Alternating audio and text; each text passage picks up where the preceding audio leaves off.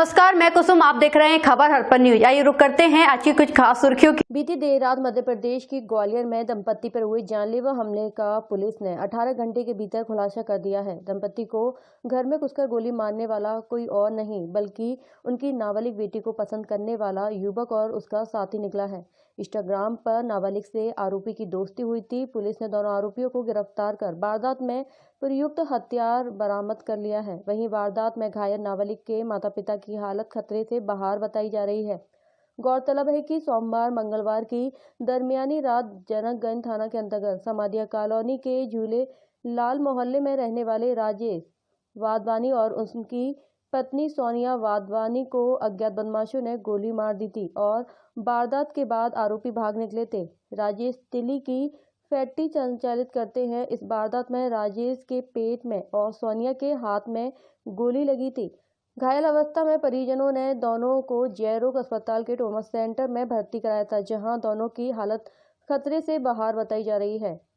मामला शुरुआत से ही पुलिस के संदिग्ध लग रहा था। बारीकी से पड़ताल करने के बाद पुलिस को पता चला है कि आरोपी संस्कार परिहार राजेश की नाबालिग बेटी से इंस्टाग्राम पर संपर्क में आया था और लगातार चैटिंग करता था। बेटी ने संस्कार के बारे में अपने माता पिता को बताया तो उन्होंने आपत्ति जताई। बावजूद इसके संस्कार उनकी बात सुनने को तैयार नहीं था। संस्कार की जिद से परेशान होकर राजेश और उनकी नाबालिग बेटी ने संस्कार की 2 रोज पहले कड़ी फटकार लगाई थी। इसी से नाराज संस्कार बदले की नीयत से अपने साथी समीर खान के साथ छत के रास्ते रात 2 बजे राजेश के घर में पिस्टल से लैस लेकर घुस गया। थाना प्रभारी संतोष यादव के अनुसार छत से नीचे उतरते ही पहले राजेश को गोली मारी गई जो उनके पेट में जा धंसी। उसके बाद उनकी पत्नी सोनिया पर फायर किया गया जो उनके हाथ में लगा। इसके बाद दोनों आरोपी जीने से कूदकर मौके से भागने के। दोनों आरोपी पेशे से मजदूर हैं और गिरवाई क्षेत्र में अजयपुर बीरपुर बांध के रहने वाले बताए जाते हैं। वारदात की वजह स्पष्ट होने के बाद पुलिस ने दोनों आरोपियों को मंगलवार दोपहर सिकंदर कंप इलाके से धर दबोचा। पुलिस ने पकड़े गए आरोपियों से वारदात में प्रयुक्त 2 अवैध 32 mm की पिस्टल और जिंदा कारतूस बरामद किए हैं।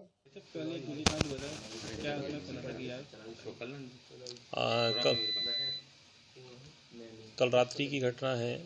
राजेश वाधवानी जो कि इनकी तिली की फैक्ट्री है अपना गिरवाई एरिया में, वो झूले लाल मोहल्ला में रहते हैं समाधिया कॉलोनी में। कल रात में जो है लगभग 2 बजे के समय अज्ञात व्यक्तियों द्वारा उनके घर में घुसकर उनके ऊपर प्राणघातक हमला किया गया। उनकी पत्नी और उनको गोली मारी गई, जिसको गंभीरता से लेते हुए वरिष्ठ अधिकारियों द्वारा सुबह घटना का नक्शा मुआयना किया गया। FSL टीम का वो पूरा घटनास्थल पर पहुंच करके नक्शा मुआयना किया गया तो ये तथ्य सामने आए कि जो है राजेश वाधवानी जी की एक नाबालिग बच्ची है 15-16 साल की। जो बच्ची 11th क्लास में पढ़ती है। वो इंस्टाग्राम पे कोई एक युवक उससे जुड़ गया और उससे बातचीत करता था। तो जब उसको लड़की को माँ बाप ने बताया, शेयर किया माँ बाप से, तो राजेश वाधवानी जी द्वारा उस लड़के को मना किया गया और लड़की को भी समझाया तो लड़की ने मना कर दिया कि भाई मेरे माँ बाप को आपत्ति है, आप मुझे चैटिंग ना करें और कभी मुझसे बातचीत ना करें।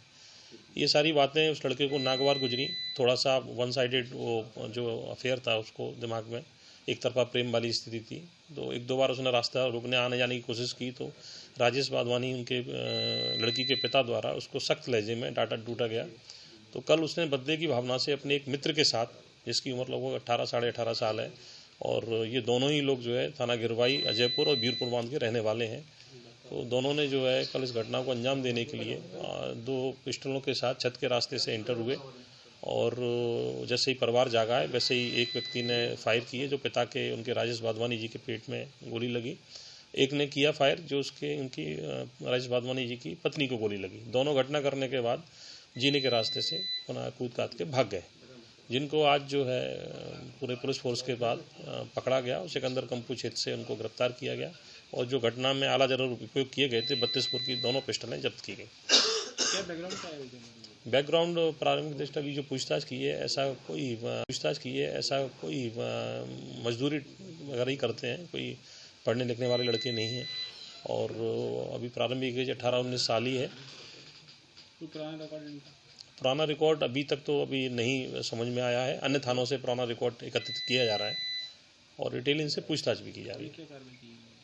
अभी कल के अपराध में धारा 307 जो है उसमें ये नामजद हो गए हैं, तो उसी में इनकी गिरफ्तारी की गई।